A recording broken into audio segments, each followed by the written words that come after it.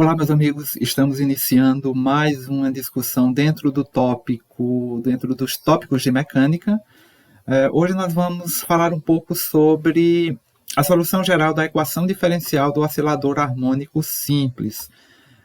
Essa solução é extremamente importante, né, para várias aplicações dentro do campo da física e das ciências afins. Então, hoje, né, nós vamos discutir um pouco, né, da discussão geral da solução da equação diferencial do oscilador harmônico simples, e vamos fazer isso em detalhes. Primeiro, né, nós precisamos entender, né, o que é um movimento harmônico simples, né? Então, um movimento harmônico simples é um tipo de movimento em que o corpo descreve pequenas oscilações em torno de um ponto de equilíbrio, né? Então, você imagina um corpo, né? Esse corpo está preso, né, a alguma estrutura elástica, né? Você perturba esse corpo e ele começa a realizar pequenas oscilações em torno de um ponto fixo, de um ponto que seria o ponto de equilíbrio, né? E essas oscilações, essas pequenas oscilações, nós chamamos de movimento harmônico simples. Um oscilador harmônico, né, é um sistema que pode ser considerado como um sistema massa-mola, que descreve um movimento harmônico simples, de forma bem categórica, né? E nós podemos mostrar isso através de um sistema bem simples, né? Então, eu tenho aqui um sistema massa-mola, né, onde eu tenho um corpo de massa m. Esse corpo está preso a uma mola, essa mola tem constante elástica K. No ponto x igual a zero é o ponto de equilíbrio, significa dizer o quê? Que é o ponto em que a mola nem está comprimida e nem está distendida, né? Então, se eu vir nesse bloco, né, e deslocar esse bloco, né, da sua posição de equilíbrio e soltar, né, desconsiderando qualquer outro tipo de força, como, por exemplo, a força de atrito entre o bloco com a superfície e também a força de atrito do bloco, né, com o ar, né, eu vou ter esse sistema descrevendo um movimento harmônico simples, ou seja, este bloco de massa m vai ficar descrevendo pequenas oscilações em torno deste ponto de equilíbrio, né? Esse x menos e esse x mais seria exatamente as amplitudes desse movimento, né? Tanto no lado positivo quanto no lado negativo do eixo x. E claro, como nós estamos desconsiderando todo e qualquer efeito de atrito, né, então esse sistema ficaria desenvolvendo essas pequenas oscilações, né, indeterminadamente, né? Por que esse sistema, conhecido como sistema massa-mola, que nós podemos caracterizar esse movimento harmônico simples, ele é tão importante no campo da física, né? Por que é tão importante nós modelarmos matematicamente esse movimento, né? A importância disso vem principalmente pelo fato desse tipo de oscilação ser uma oscilação muito comum dentro de alguns sistemas físicos. Ou seja, alguns sistemas físicos na natureza vão se comportar como oscilador harmônico simples. Um exemplo clássico que eu poderia dar a vocês, né, são alguns movimentos atmosféricos. Se nós formos olhar, né, a dinâmica da atmosfera, na atmosfera terrestre existem diversos fenômenos, né, envolvendo oscilações, né? Então, algumas massas de ar na atmosfera, né, elas oscilam, né, seguindo exatamente o comportamento de um oscilador harmônico, né? Então, se eu conheço a solução da equação diferencial para um oscilador harmônico, né, eu vou conseguir aplicar essa solução, né, logicamente, com base nas condições iniciais, nas condições de contorno do problema, para resolver ou para analisar aquela situação que eu estou querendo descrever. Daí, né, a importância da solução da equação diferencial do oscilador harmônico. O que nós vamos fazer nesse tópico de hoje é construir essa equação diferencial, né, e resolver passo a passo essa equação e aplicar as condições iniciais do problema, né? Então, basicamente, esse vai ser o nosso objetivo de aula de hoje, né? Então, basicamente, né, o que está escrito aqui é o que eu acabei de falar, né?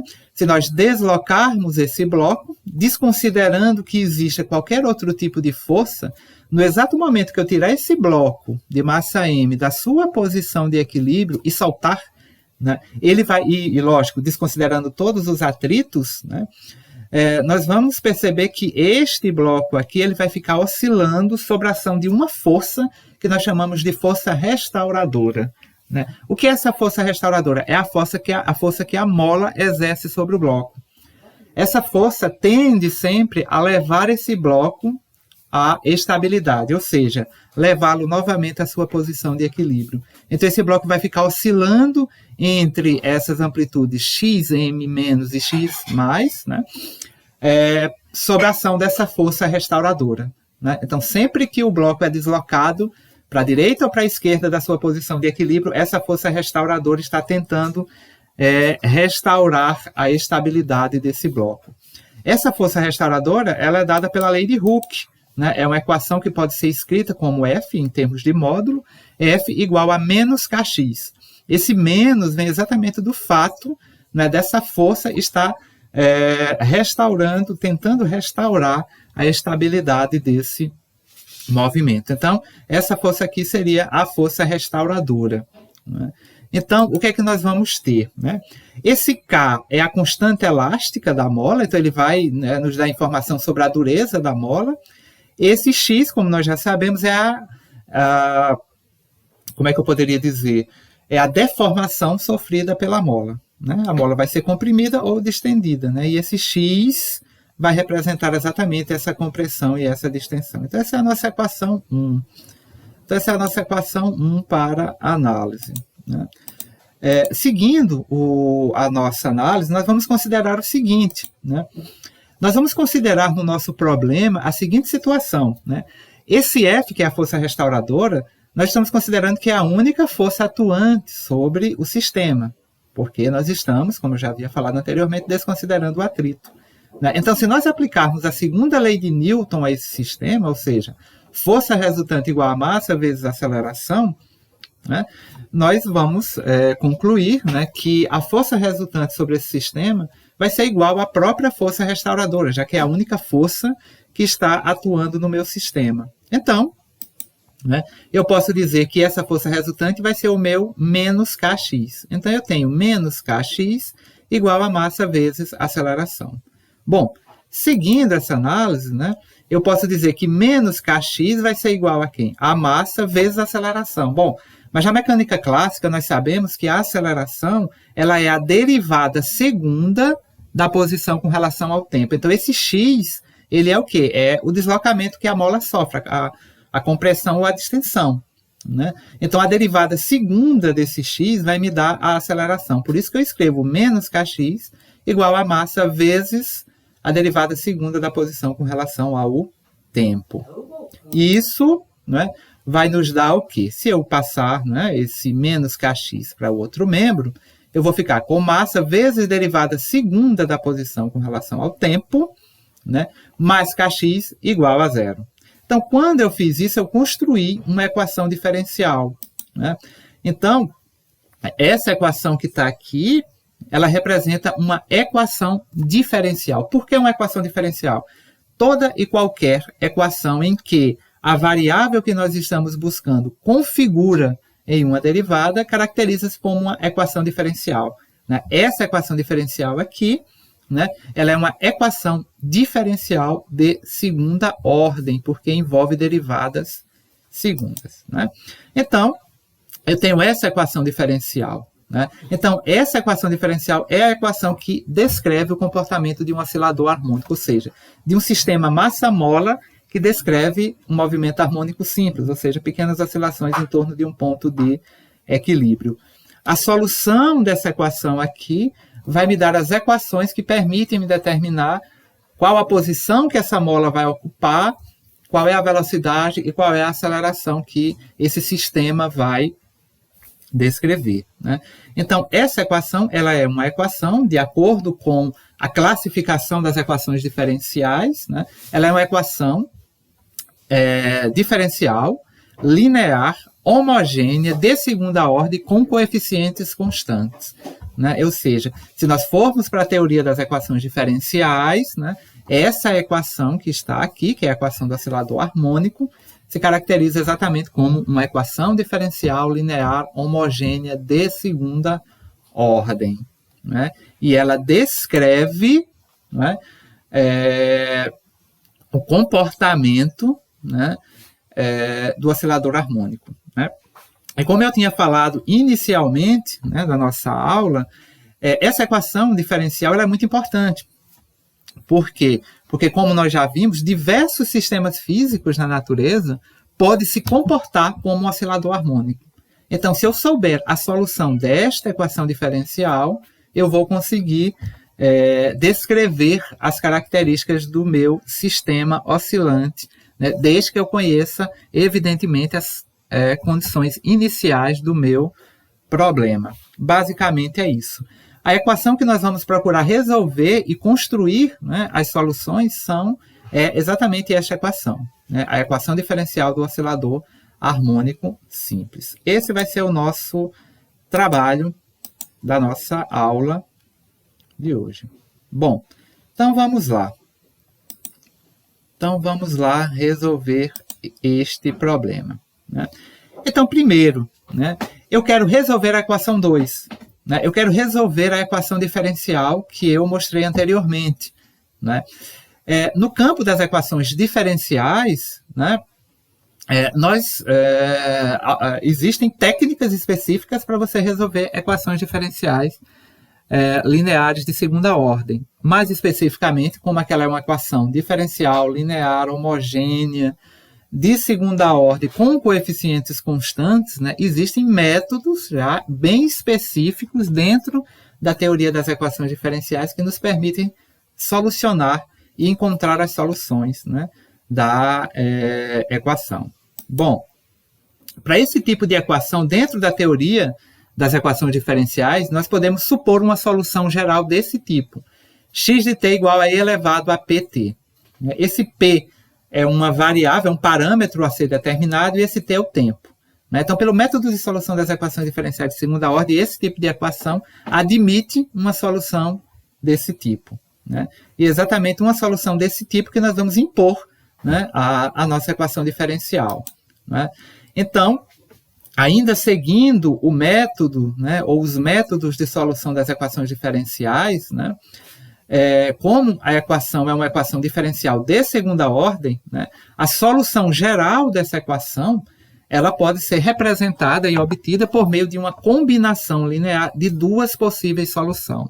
Né? Então, uma equação diferencial de segunda ordem, ela pode admitir, né, aquele tipo específico de equação, ela pode admitir até duas soluções. Né? Então, eu vou ter uma solução x1, por exemplo, e uma solução x2.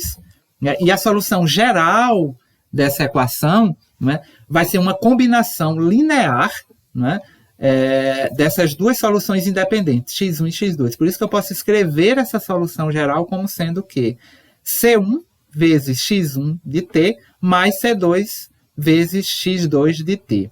x1 e x2 são as duas soluções particulares e independentes dessa equação diferencial.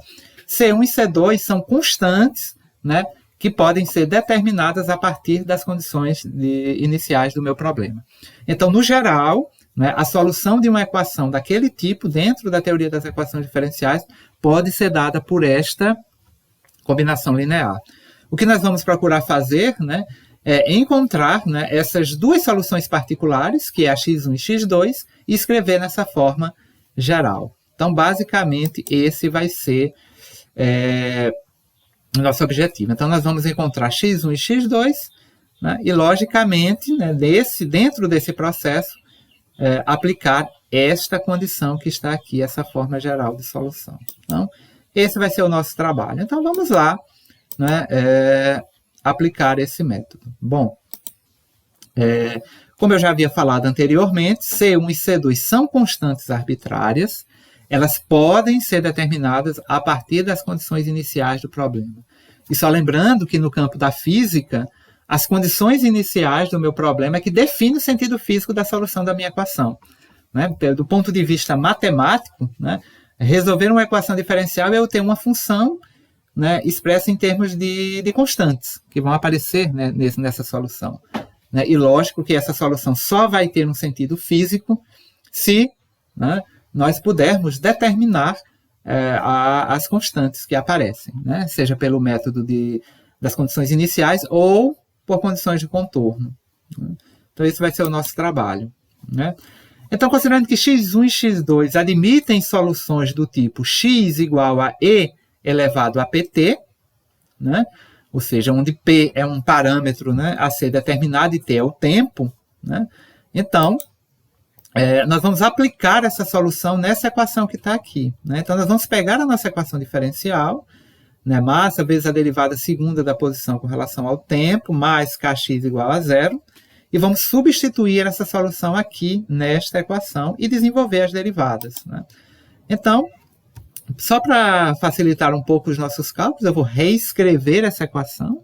Né? O que eu fiz aqui nessa passagem foi basicamente dividir ambos os membros por m. Né? Então, se eu dividir esse membro aqui por m, eu fiquei com derivada segunda da posição com relação ao tempo. Se eu derivar esse kx, eu dividindo, né, esse kx por m, vou ficar com kx sobre m, e 0 dividido por m, evidentemente, vai dar 0. Então, eu fiquei com essa equação aqui. Né?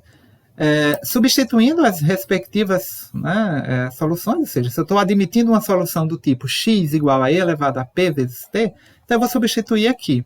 Então eu vou ficar com a derivada segunda com relação ao tempo, de e elevado a p vezes o t, mais k sobre m vezes e elevado a p vezes t. Tudo isso igual a zero. Tudo isso é igual a zero. Né? Tudo isso aqui é igual a zero. Então, substituindo resolvendo essas respectivas derivadas, eu vou ter que fazer a derivada segunda de e elevado a pt, vou fazer a derivada, aqui não tem o que fazer, porque não tem derivada, e desenvolvendo essas derivadas, o que é que eu vou ter? Quando eu derivo esse e elevado a p vezes t, utilizando, evidentemente, as técnicas de derivação de uma função exponencial, a derivada primeira desse e elevado a p vezes t, vocês vão concordar comigo que vai ser o quê?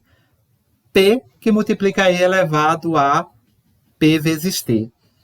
Se eu derivar de novo, né, eu vou ficar com p ao quadrado vezes e elevado a p vezes t. Né? Então, basicamente, né, eu vou ficar para essa derivada aqui, eu vou ficar com p ao quadrado, né? Na verdade não tem esse t aqui, né? É p ao quadrado, né? Vezes e elevado a vezes o e elevado a vezes e elevado a p. Né? Então não tem esse t aqui, esse t apareceu aqui de enxerido, tá bom? Então fica p ao quadrado que multiplica e elevado a p vezes t.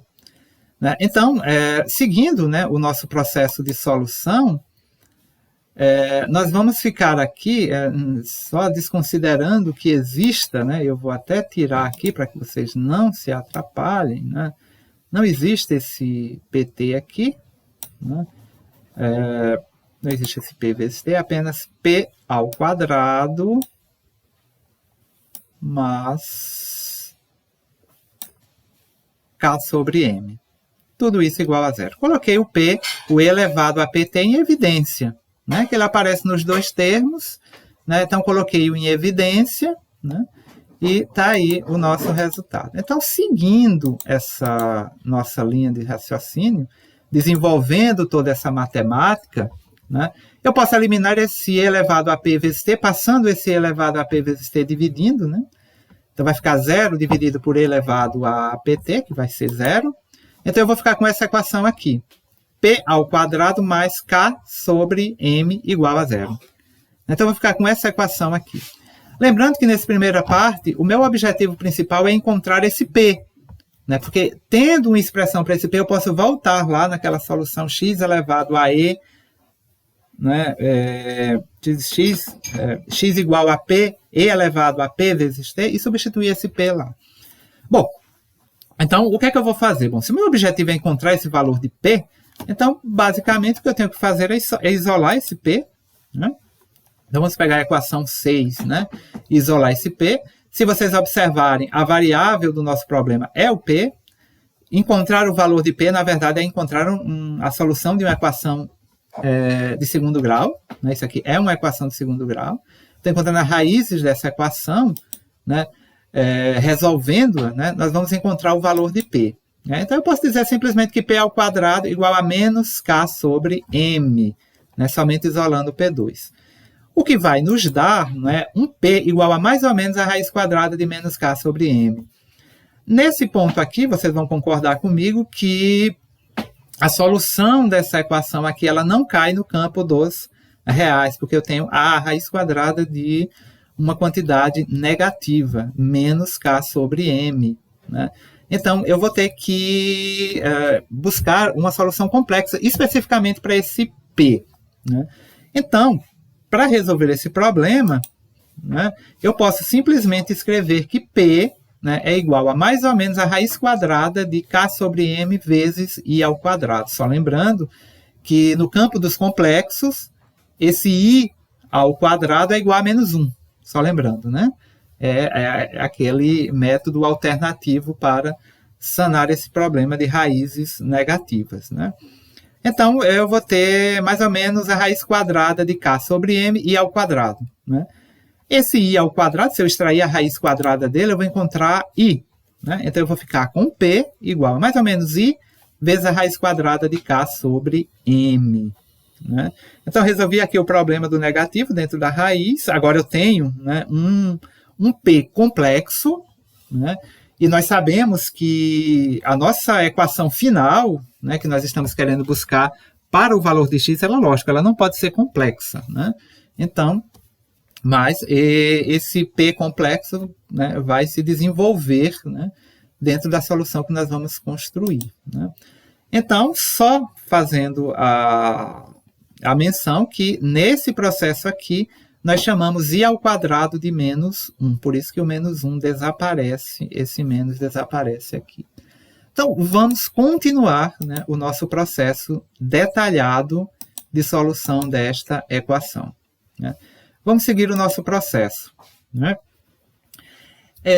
Eu vou fazer uma simplificação no meu problema, né, porque eu vou identificar esse termo aqui, com base em uma análise física. Como eu estou fazendo uma análise física do oscilador harmônico, né, se eu estivesse fazendo uma análise puramente matemática, talvez eu não precisasse fazer isso, mas como análise física, né, e já conhecendo todas as características dos movimentos oscilatórios, né, nós sabemos que esse termo aqui, raiz de K sobre M, né, é o que nós chamamos no campo das oscilações de frequência angular de oscilação do sistema. Né, que é o famoso ômega. Né? Então, para todo sistema massa-mola, né, ou seja, todo sistema descrito como esse que eu coloquei, esse raiz de K sobre M representa a frequência angular da minha oscilação. Né? E como vocês podem perceber, e só deixando isso claro a partir de agora, esse ômega, né, que nós vamos chamar, né, essa frequência angular, ela vai ser uma constante para o movimento oscilatório em questão, porque ele depende, né, da raiz quadrada de duas constantes, que é a constante elástica da mola e da massa. Né? Então, no oscilador harmônico clássico, né, esse K e esse M eles vão estar constantes. Né? Então, nós vamos chamar, né, esse raiz de K sobre M de ômega. Então, essa vai ser a nossa frequência angular. Então, onde tiver raiz de K sobre M, nós vamos chamar de ômega. Isso vai diminuir um pouco a carga da nossa representação lá na equação. Então, essa aqui vai ser a nossa frequência angular. Então, desse modo, o que é que nós vamos ter? Eu posso dizer agora que o meu P, né, ele vai ser simplesmente I vezes ômega. Na verdade, mais ou menos I vezes ômega. Né? Então, eu vou ter, né, como eu tenho mais ou menos I vezes ômega, então eu vou ter, digamos assim, olhando para o processo de solução de uma equação de segundo grau, eu teria um P' igual a menos I vezes ômega, né, e um P duas linhas, por exemplo, né, um I vezes ômega. Né? Então, eu tenho duas soluções possíveis para o P. É por isso, né, que a partir dessas duas soluções possíveis para P, eu vou ter duas soluções distintas para a minha equação, duas soluções particulares, que vai ser o meu x1 e o meu x2. Né? E lembrando que a solução geral, né, vai ser exatamente a combinação linear dessas duas. Então, seguindo o nosso processo de solução, né, como eu tenho dois valores, né, duas expressões para o meu P, né, então essas duas, né, soluções vão me configurar duas soluções particulares para a minha equação, que vai ser a x1 e a x2. Né? Então eu posso dizer simplesmente que a minha solução particular x1, né, vai ser o quê? A minha solução particular x1 vai ser C1, que multiplica E elevado a I ômega T. Né? E o meu x2, né, vai ser um C2 que multiplica menos I ômega T. Né? Então, eu posso representar essas duas soluções aqui como soluções particulares do meu problema. Lembrando que I ômega T é exatamente os valores do meu P, que eu estava buscando. Né? Então, eu tenho duas soluções aqui distintas, e pela teoria das equações diferenciais, né, a solução geral da equação, conforme nós vimos, e conforme vocês devem ter visto na teoria das equações diferenciais, a solução geral vai ser uma combinação linear dessas duas soluções. Então, eu posso dizer que o xt, que é a minha solução geral, vai ser o x1 mais x2. Então, eu posso reescrever isso aqui como sendo simplesmente o quê? A minha solução geral, x de t, vai ser igual a C1, que multiplica E elevado a I ômega T, mais C2, que multiplica E elevado a menos I ômega T. Então, isso aqui seria, do ponto de vista matemático, né, a solução do meu problema. Do ponto de vista matemático, seria a solução do meu problema. Então, eu teria essa solução geral, né, para a minha equação diferencial. É claro que se eu estivesse buscando, né, somente uma solução matemática, eu não estou simplesmente aplicando a minha equação diferencial a um problema físico de interesse, então essa é a solução. Mas, claro, eu estou aplicando, né, eu estou resolvendo uma equação que tem um sentido físico. Né? Então, esta solução, do jeito que está aqui, como vocês já devem perceber, ela não tem sentido físico. Ela não tem sentido físico, ela é uma solução puramente matemática. Ela não tem sentido físico ainda. Né? O sentido físico dessa expressão vai vir, né, a partir do momento que eu determine, né, os valores dessas constantes, C1 e C2. Né? E é nesse ponto, né, que eu chamo a atenção para a importância de uma temática que é discutida nas equações diferenciais, mas na física ela é uma discussão também muito pertinente, principalmente no campo da mecânica, né, que são as condições iniciais do nosso problema. Né, as condições iniciais do problema. Né? Ou seja, a minha equação, a minha solução, ela tem que atender, né, determinadas condições iniciais. Então, para determinar essas constantes C1 e C2, o que é que eu vou fazer? Eu vou impor, né, a minha solução geral as condições iniciais que o meu problema exige. Né? E aí, dentro dessas condições iniciais, é que eu preciso ter o conhecimento do que fisicamente eu estou estudando. Né? O que fisicamente eu estou estudando? Eu estou estudando fisicamente, né, o mecanismo de funcionamento de um oscilador harmônico simples. Né? Então, quais as condições iniciais que permeiam, né, o funcionamento de um oscilador harmônico simples? Então, isso é fundamental. O aluno da física que vai fazer essa análise precisa ter esse conhecimento e, evidentemente, o aluno da matemática, né, que estiver fazendo algum problema de modelagem também precisa ter uma análise. Eu estou colocando aqui a situação do oscilador harmônico, né, mas, por exemplo, o estudante de matemática, né, que está desenvolvendo um trabalho de modelagem a um problema específico que não seja necessariamente o oscilador harmônico e se depara com uma solução real desse tipo, né, ele vai ter que trabalhar, né, a partir dessa solução, né, as condições de contorno, as condições iniciais do problema. Né? E é nesse ponto específico que o aluno da matemática ou de qualquer outra ciência, das engenharias no modo geral, precisa ter o entendimento do aspecto físico. Né? Eu preciso conhecer fisicamente, ou seja, quais as condições que o problema que eu estou estudando devem obedecer. Preciso saber disso. E aí é onde entra o teu conhecimento particular sobre né, o problema que você está querendo modelar. Então, para você modelar um problema, matematicamente, você precisa conhecer todas as condições que determinam, que limitam, né, esse teu problema. No nosso caso específico, é um oscilador harmônico, é um sistema massa-mola, que está oscilando em torno de uma posição de equilíbrio, né? E nós vamos aplicar, né, esse C1 e C2, utilizando exatamente as condições iniciais do meu problema. Bom, para esse caso específico do oscilador harmônico, né, quais as condições iniciais que determinam a solução do meu problema? Bom, as condições iniciais que nós vamos, né, que essa solução geral tem que obedecer, né, é basicamente esse tipo de solução aqui. Ou seja, em t igual a zero, ou seja, no início da contagem dos tempos, ou seja, naquele exato momento em que o oscilador, naquele exato momento em que aquele bloco foi tirado da sua posição de equilíbrio, ou seja, no tempo t igual a zero, né, o valor da posição x nesse exato instante de tempo, t igual a zero, tem que ser igual ao x0. Esse x0 é exatamente a posição de equilíbrio, aquele ponto em que ele está parado, né, que ele ainda não iniciou o movimento de oscilação.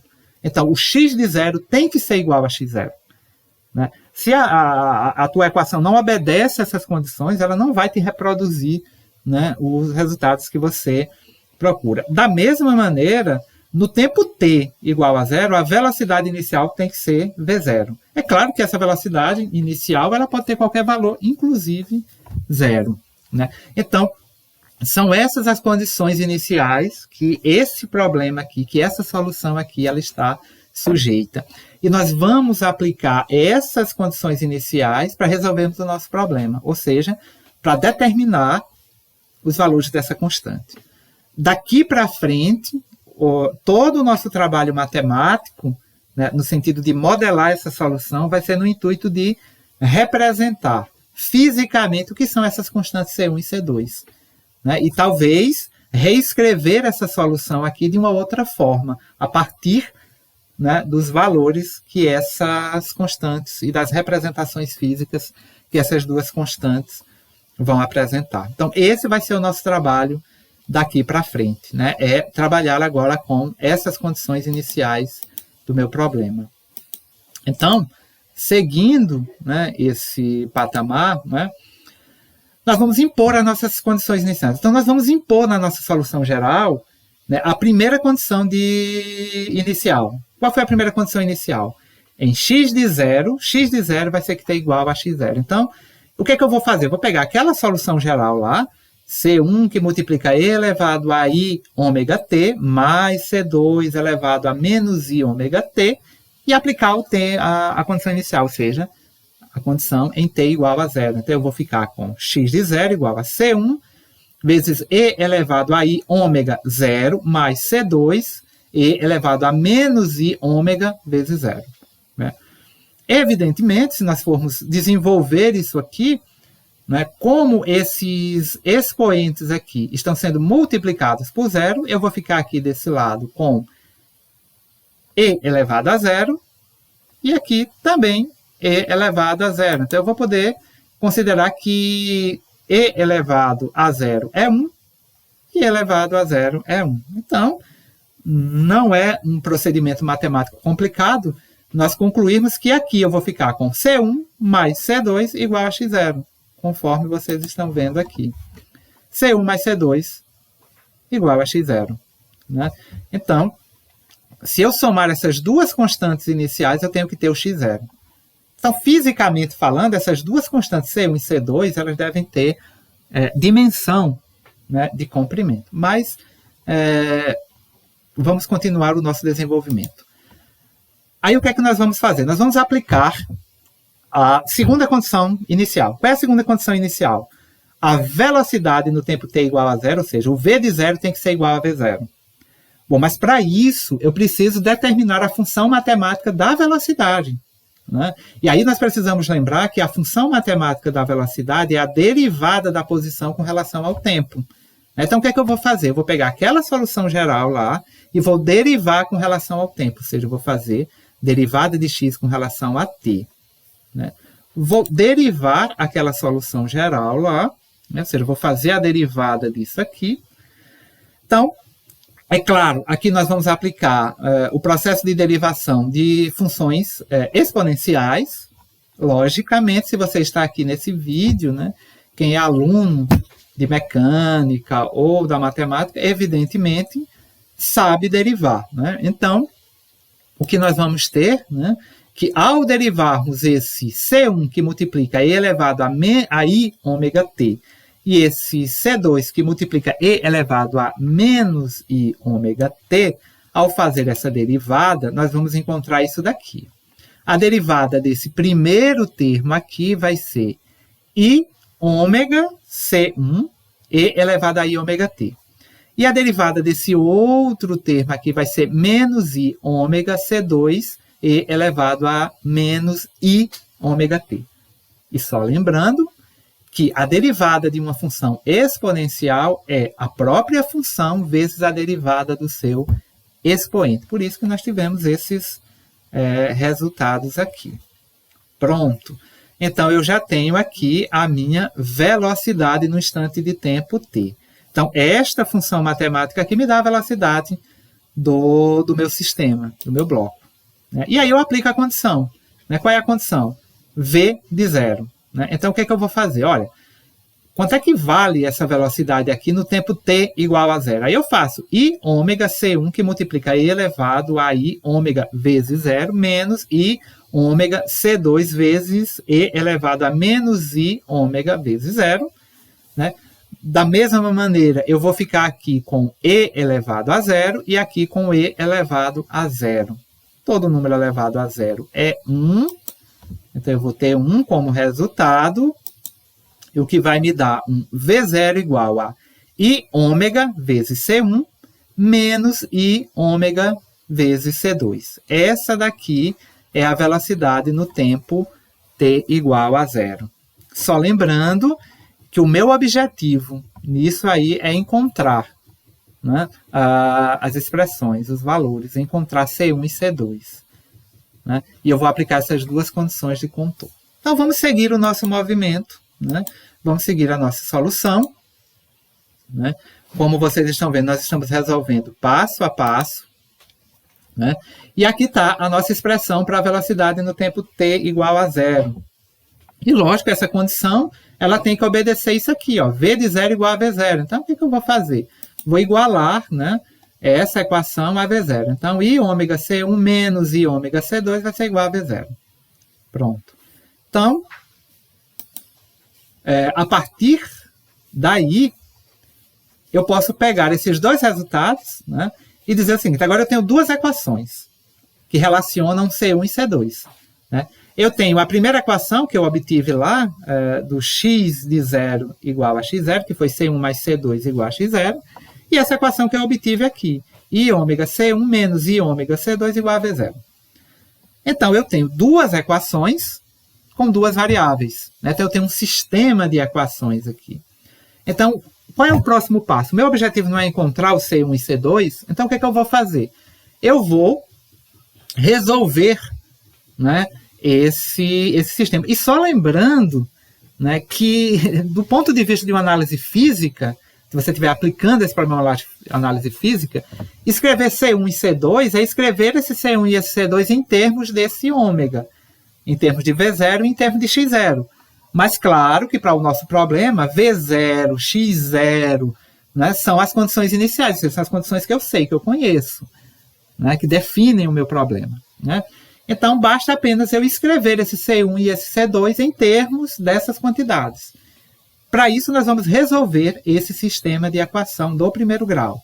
Como eu resolvo o sistema de equação do primeiro grau? Vocês escolhem a técnica que vocês acham mais pertinente. Né? Qual é a técnica mais pertinente, né, que você utiliza? Bom, você pode utilizar determinantes, você pode utilizar o método da soma, o método da substituição, não é?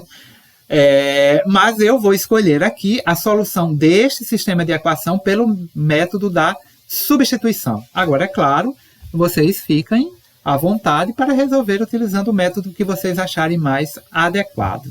Né? Então, A primeira equação que eu vou fazer, que eu vou pegar, vai ser essa daqui. C1 mais C2 igual a x0. O que é que eu vou fazer? Eu vou isolar, por exemplo, o x1. Né? Então, eu vou simplesmente dizer que... desculpa, eu vou isolar o C1. Né? Então, o C1 vai ser simplesmente o x0 menos o C2. Né? Então, C1 vai ser x0 menos o C2. E eu vou pegar este resultado aqui e substituir na outra equação de cima. É claro que vocês poderiam ter feito outra escolha. Tá bom? Talvez até mais fácil do que essa. Mas, enfim, eu vou fazer desse jeito aqui. Bom,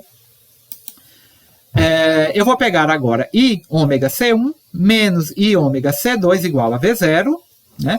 E vou substituir o valor de quem? A expressão de C1, que é isso daqui. E vou desenvolver. Né? Então, eu vou desenvolver isso daqui. Né? Então, eu vou ficar com I ômega, né? C1, só que C1 é x0 menos C2, menos I ômega C2 igual a V0. Né? Então, agora eu tenho uma equação única, que só tem uma variável, que é o C2. Eu não conheço. Né? Então, eu vou fazer aqui, vou buscar isolar esse C2, e para isso, o que é que eu fiz aqui? Bom, eu optei em colocar aqui esse I ômega em evidência, então eu fiquei I ômega que multiplica x0 menos C2 igual a V0. Né? Então, eu posso somar esse menos C2 com esse outro menos C2, vamos ver aqui, desenvolvendo aqui no outro slide. Né? É um pouco longo, porque eu estou fazendo realmente passo a passo, sem pulos. Então, I ômega, né? Então está aqui a minha expressão. E como eu tinha falado, eu vou ficar aqui com I ômega que multiplica x0 menos 2 C2 igual a V0. Né? Então, continuando o meu processo de solução, né? Eu posso dizer simplesmente que x0 menos 2C2 igual a V0 sobre I ômega, né? Tá aqui, que vai me dar o quê? Menos 2C2, né? Igual a V0 sobre I ômega menos x0. Eu apenas passei o x0 para o outro lado. Né? Agora, eu posso dizer simplesmente, né, multiplicando isso aqui por menos 1, né? 2C2 igual a x0 menos V0 dividido por I vezes ômega. Né? Então, logo, né, o que é que nós vamos ter? Eu posso escrever isso aqui como 2C2 igual a x0 mais... Observem que eu fiz uma pequena mudança aqui, simples. Observe que eu tinha um menos aqui e esse I estava aqui embaixo. Né? Existe uma regrinha, né, lá no complexo, né, quando você leva esse número, o I imaginário do denominador para o numerador, eu levei, né, então eu inverti o sinal aqui, né, então eu fiquei com mais I. Por isso que ficou positivo aqui, porque eu joguei esse I que estava no numerador e joguei aqui no numerador. Né? Então eu fiquei com 2C2 igual a x0 mais I V0 sobre ômega. Né? Então, eu posso dizer simplesmente que o meu C2 vai ser 1 sobre 2, que multiplica x0 mais I V0 sobre ômega. A importância de eu ter esse resultado aqui é porque x0, V0 e ômega são constantes. Né? Então, são termos que, dentro da minha modelagem matemática, eu sei definir quem são, porque são exatamente aquelas quantidades que vão permanecer inalteradas no meu problema. Por isso que isso define uma constante. Né? Não faria sentido, por exemplo, eu ter aqui quantidades, né, que fizessem esse C2 flutuar no tempo. Né? Que aí ele deixaria de ser uma constante. Então, teoricamente, eu já tenho uma solução que é até bem aceitável. Né? Uma solução que eu já tenho até bem aceitável. Bom, e agora, tendo em mãos o valor de C2, o que é que eu vou fazer? Eu vou encontrar o valor de C1. Né? Vou encontrar o valor de C1. Então, eu vou voltar para essa expressão inicial, C1 mais C2 igual a x0, e onde tiver o C2, eu vou colocar a sua respectiva expressão. Então, eu vou ficar com C1 mais 1 meio de x0 mais I V0 sobre ômega, igual a x0. Né? Igual a x0. E aí, o que é que eu vou fazer? C1 vai ser igual a x0 menos 1 sobre 2 de x0 mais i v0 sobre ômega. Né? Aqui, né, só lembrando, né, se eu abrir, né, se eu entrar com essa multiplicação aqui dentro, né, eu vou ficar aqui com x0 menos i sobre 1 sobre 2 de x0, ou seja, eu vou ter x0 menos x0 sobre 2, né, menos 1 sobre 2 e v0 sobre ômega. Só que vocês vão concordar comigo que se eu fizer x0 menos x0 sobre 2, eu vou encontrar quem? x0 sobre 2. Né? Então, vou voltar aqui a essa solução, né? Volto aqui, reescrevo essa solução, de forma que eu vou ter aqui, ó, o meu C1, né? E aí eu vou ficar lá, quando eu fiz aquela continha que estava lá, né? O x0 menos o x0 sobre 2. Né? E aí eu reescrevi nesse formato que está aqui. Né? Então eu fiquei com essa expressão que aqui está. Então eu faço essa... Então o C2 vai ficar como sendo 1 sobre 2 de x0 mais i v0 sobre ômega. Pronto, eu já tenho as minhas constantes, a C1 e a C2. Já tenho a C1 e a C2, né, que são as minhas constantes. Então eu já posso levar essas minhas constantes para a solução geral. Né? Ou seja, eu volto para a minha solução geral e substituo as minhas constantes. Aí eu vou ter isso daqui. Ó. X de t vai ser igual a 1 sobre 2, que multiplica, né? A C1, né? Eu coloquei 1 sobre 2 em evidência, porque ele vai aparecer nos dois termos, né? Então eu já coloquei 1 sobre 2 em evidência. Né? Aí vai ficar 1 sobre 2, que multiplica, né?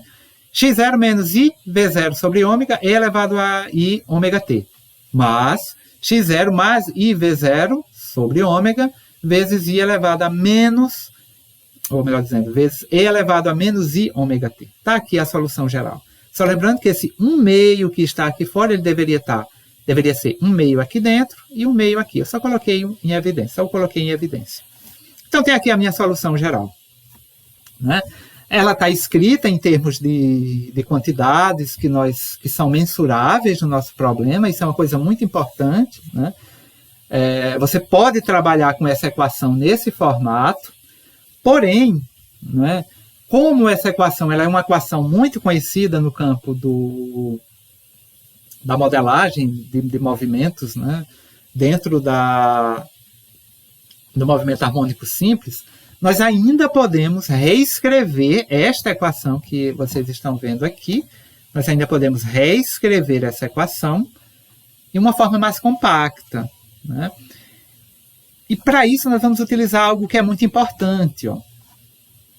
x0 i v0 sobre ômega mais x0 i v0 sobre ômega, né, são quantidades que são mensuráveis, ou seja, o x0 é mensurável, o v0 é mensurável, o ômega é mensurável. Eu tenho uma solução que eu tenho quantidades mensuráveis, só que o meu grande problema, né, e um dos problemas que eu poderia ter primeiro, é que eu estou escrevendo isso aqui em termos de números complexos. Não é interessante, né, eu ter uma solução de uma equação que me recai em números complexos, né, porque se eu levo dentro dessa equação, né, as quantidades mensuráveis, as quantidades que eu consigo medir, né, eu vou ter ainda um problema com esses números complexos. Nós sabemos que qualquer quantidade, né, que seja representada em termos de números complexos, elas fisicamente não têm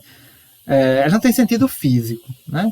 Então, o que é que nós vamos fazer? Nós ainda vamos precisar trabalhar um pouco em cima dessas equações.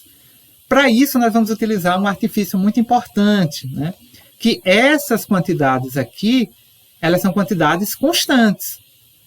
Né? Então, se eu substituir essas quantidades constantes aqui por outras quantidades que eu saiba mensurar, né, e que também seja constante, né, isso torna o meu problema, a minha solução, ainda correta. Então, o que é que nós vamos fazer? Né? Nós vamos pegar esta solução, que é a solução geral da minha equação diferencial, mas que do ponto de vista físico precisa ser reescrita de outra maneira. Né? E aí o que é que nós vamos fazer? nós vamos lançar mão, né, de um procedimento, né, de uma linhagem matemática muito importante, que é a fórmula de Moivre, né? Então, nós vamos utilizar a fórmula de Moivre, né? E a fórmula de Moivre, ele diz o seguinte, é uma fórmula muito importante no campo da física matemática, que ele diz o seguinte: se eu pegar um E elevado a um I vezes θ, eu posso reescrever isso aqui como sendo cosseno de θ mais I seno de θ. Né? Então, como eu tenho aqui ó, E elevado a I ômega t e elevado a menos I ômega t, o que eu vou fazer? Eu vou tentar reescrever esses exponenciais que aparecem aqui em termos desses cossenos e senos da forma de Moivre. Né? E é exatamente isso que nós vamos fazer na equação 11, na tentativa de compactar essa expressão e escrevê-la numa forma que esteja mais fisicamente aceitável. Vamos lá para esse procedimento. Né?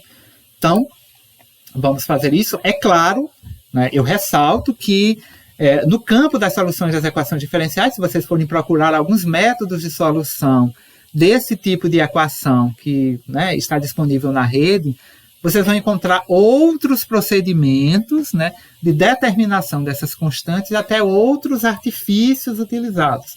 É como eu falei de início, eu estou utilizando um. Né? Então, o que eu vou fazer? Eu pego a minha solução geral, né, já na forma como estava lá, conforme vocês estavam vendo, tenho aqui a minha solução geral.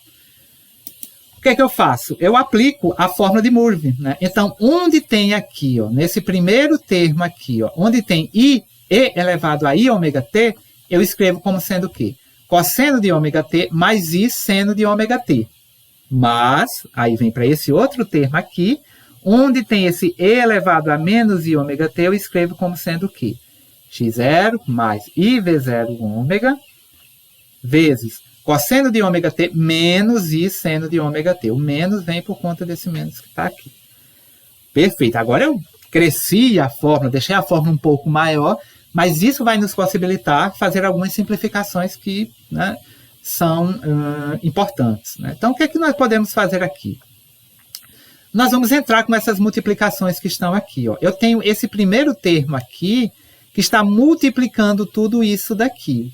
E eu tenho esse outro termo aqui, que está multiplicando toda essa expressão aqui. Então, nós vamos entrar com essas multiplicações. Ou seja, o que é que nós vamos fazer?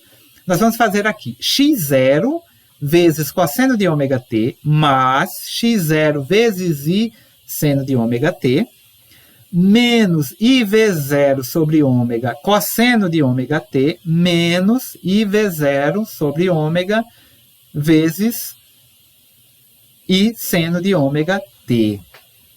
Né? Aí, do mesmo jeito, nós vamos fazer com esse termo aqui. Fazendo isso, observem, né, como é que vai ficar a nossa expressão. E se você estiver acompanhando esse vídeo para procurar entender esse método, você pode pausar e ir refazendo mentalmente essas contas. Né? Então, observem. Eu fiquei aqui ó, com x0 cosseno de ômega t, mais I x0 seno de ômega t, para essa primeira multiplicação, menos, né, IV0 sobre ômega, vezes cosseno de ômega t, menos, né, IV0 sobre ômega, vezes, né, o I seno de ômega t. Né, por isso que ficou menos I ao quadrado V0 vezes seno de ômega t. Essa foi a primeira parte aqui, dessa primeiro termo aqui. Agora vamos para essa segunda parte aqui. Segue-se o mesmo procedimento. Você vai ficar ó, x0 cosseno de ômega t, está aqui. x0 vezes, né, menos I seno de ômega t, está aqui. Né, mais IV0 sobre ômega cosseno de ômega t. Está aqui. Está aqui nesse ponto. Né? E V0 sobre ômega t cosseno de ômega t está aqui. E com isso, né, o outro termo, né, que vai ficar o quê? I V0 sobre ômega vezes menos I seno de ômega t. Então, eu vou ficar com I ao quadrado V0 sobre ômega vezes seno de ômega t. Bom, então está aqui, né? Ficou bem grande a expressão, porém nós podemos fazer algumas eliminações. Por exemplo, você pode concluir comigo uma coisa interessante. Ó. Aqui eu tenho, por exemplo, ix0 seno de ômega t, e aqui eu tenho menos ix0 seno de ômega t. Então, este termo aqui pode ser eliminado com esse termo, concordam comigo? Outra observação importante. Aqui eu tenho menos IV0 sobre ômega cosseno de ômega t, negativo, e aqui embaixo ó, eu tenho IV0 sobre ômega cosseno de ômega t, positivo. Então, eu posso, ao somar, eliminar esses dois termos. Ao somar, eu posso eliminar esses dois termos. Né? E aqui, esses dois termos que estão aqui, eu tenho i ao quadrado. Só que i ao quadrado vai dar menos 1. E i ao quadrado aqui vai dar menos 1 também. Então, com isso, eu já consigo eliminar os i's. Né? Eu já começo a eliminar os i's. Então, né, só seguindo aqui, como é que fica isso? Né? Ó, repetir aqui a expressão toda, do jeitinho que está lá, tá vendo? Só repetir o que eu estava mostrando, né? E né, eliminando né, aqueles termos que são semelhantes, né, que eu já falei para vocês, o que é que nós vamos ter? Nós vamos ter isso daqui. Está aqui a eliminação dos nossos termos semelhantes. Esse termo vai embora com esse. Né? Esse termo aqui, esses dois termos vão embora. Né? Essas duas quantidades aqui, né? Eu vou ficar, observem que eu fiquei com V0 sobre ômega seno de ômega t, observe que ficou positivo aqui, e V0 sobre ômega também ficou positivo aqui. Aqui era i ao quadrado e aqui era i ao quadrado. O que foi que eu fiz? Eu substituí o i ao quadrado por menos 1. Então, quando eu substituí o i ao quadrado por menos 1, aí o menos com menos ficou mais, então essas duas quantidades ficaram positivas. Vocês podem pausar esse vídeo e fazer essa verificação que vocês vão concordar comigo. Né? Então, se eu reagrupar esses termos, o que é que nós vamos ter? Nós vamos ficar com isso daqui, ó. x0 cosseno de ômega t mais x0 cosseno de ômega t. Então, vai ficar 2x0 cosseno de ômega t. Aí eu vou ficar o quê? Com V0 sobre ômega seno de ômega t mais V0 sobre ômega seno de ômega t. Soma essas duas quantidades, o que é que eu vou obter? 2 sobre 2, né? Vai ficar 2 aqui, né? Vai ficar 2 seno de ômega t. Né? Então, vai ficar aqui tudo dividido por 2. Né?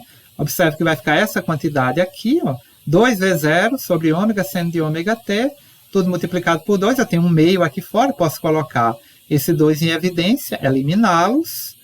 Né? E aí eu vou ter uma equação um pouco mais compacta. Né? Eliminei aquela problemática dos números imaginários que estavam aparecendo lá, das quantidades complexas. Né? E aí, desse modo, eu fiquei com essa equação aqui, ó. x0 cosseno de ômega t mais v0 sobre ômega seno de ômega t. Observe que eu tenho uma equação mais compacta, né? Ela continua sendo expressa em termos de quantidades que eu conheço, né? x0, v0, ômega, né? E aí eu eliminei os termos complexos da equação e tenho uma equação mais complexa, mais compacta. Né? Então, só seguindo o nosso passo, né? Então, essa é a solução geral da minha equação. Bonita, né? Como nós vimos, né? Um procedimento matemático que não é complicado, né? Não é difícil, porém existem essas pequenas nuances físicas. Né? Nós já conhecemos como se comporta, por exemplo, a posição de uma partícula que descreve um MHS, ou seja, um movimento harmônico simples. Aqui, nós podemos utilizar um artifício matemático que não inflige essa solução aqui, né, mas que torna essa equação mais parecida com aquela equação que nós já conhecemos, dentro do MHS, do movimento harmônico simples. Então, como x0, v0 são quantidades constantes, nós podemos fazer... Aqui é uma artimanha, né, de cálculo, que seria simplesmente introduzir essas seguintes condições aqui. Ó. Eu chamo x0 de a cosseno de θ0, e eu chamo esse v0 sobre ômega de menos a seno de θ0. Isso porque nós já sabemos como, no final das contas, é a solução geral disso. Então, eu estou tentando só reescrever aquilo de acordo com a solução geral que nós conhecemos. E quando eu chamo esse x0 de a cosseno de θ0 e v0 sobre ômega de menos a seno de θ0, eu não estou infringindo, porque essas quantidades aqui, elas continuam sendo constantes, né? Porém, vai surgir uma outra quantidade aqui que é constante, mas que eu sei, né, que é exatamente a amplitude do meu movimento, né? Então, que é esse A, né, que vai ser exatamente as amplitudes do meu movimento. E aí, né, fazendo essa substituição, observe o que é que nós vamos ficar aqui. Ó. Nós vamos ficar com x de t igual a cosseno de θ0 vezes cosseno de ômega t, né, menos a seno de θ0 vezes seno de ômega t. Observem que toda essa construção aqui, ela é articulada de modo a você ter essa expressão aqui, que trigonometricamente falando, nós podemos reescrevê-la de outra forma. Observem, eu vou pegar, né, usando essas propriedades trigonométricas, o que é que eu vou fazer? Eu vou lembrar dessa propriedade aqui, ó, cosseno de A mais B é igual a cosseno A, cosseno B, menos seno A, seno B, né? Essa construção trigonométrica, e vamos aplicar essa construção a essa equação. E aí, né, eu vou ficar com, né, aplicando aquela propriedade nessa expressão aqui, eu vou ficar com essa quantidade, x de t igual a cosseno de ômega t mais θ0. Né? Então, essa equação aqui representa a solução geral, né, da equação diferencial do oscilador harmônico. Ela nos permite determinar a posição que aquele corpo oscilante está ocupando ao longo do eixo x em cada instante de tempo. Né? Esse A é a amplitude do meu movimento, esse ômega é a frequência angular de oscilação, e esse θ0 é a fase, né? É aquele ângulo inicial em que o movimento oscilatório começou a se dar. Né?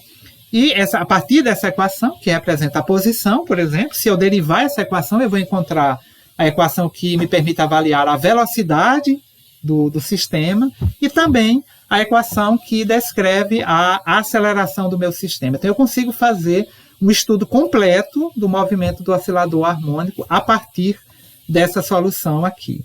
Bom, então o que eu procurei mostrar para vocês na aula de hoje foi a solução matemática, a solução geral, né, da equação diferencial do oscilador harmônico simples.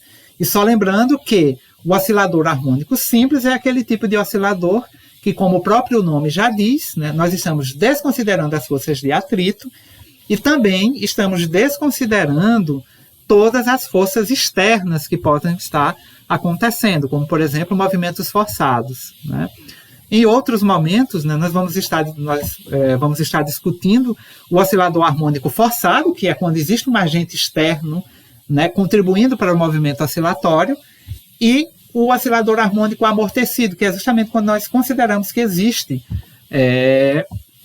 a força de atrito. Por exemplo, você pega um oscilador daquele, um sistema massa-mola, né, coloca aquele sistema para oscilar e joga dentro d'água, por exemplo. Então, aquele sistema vai estar oscilando dentro de um fluido e, logicamente, vai existir uma dissipação de energia. Da mesma maneira, você coloca ele para oscilar no ar, existe ali uma força de arrasto ali que dissipa a energia naquele movimento, então você tem um amortecimento.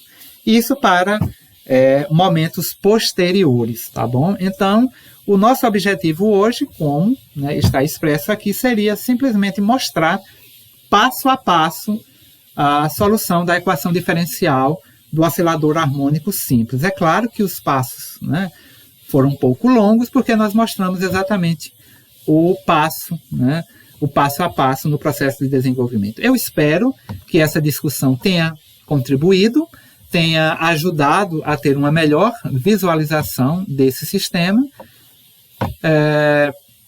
Qualquer dúvida, sempre estou à disposição, e até o nosso próximo encontro.